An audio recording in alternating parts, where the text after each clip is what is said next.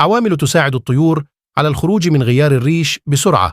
أولاً، يجب تقديم حوض الاستحمام على الأقل مرتين في الأسبوع، لأن الماء يرطب جذور ريش الطائر، وبالتالي الطائر يتخلص منه بكل سهولة، مع وضع بعض قطرات خل التفاح أو الثوم في حوض الاستحمام. ثانياً، اتباع نظام غذائي متنوع بتقديم الخضر من 2 إلى 3 مرات في الأسبوع كالجزر والخيار، وتقديم الفواكه كالتفاح والتين، وتقديم الحبوب كحبوب الصنوبر، الكتان، دوار الشمس، البريلا.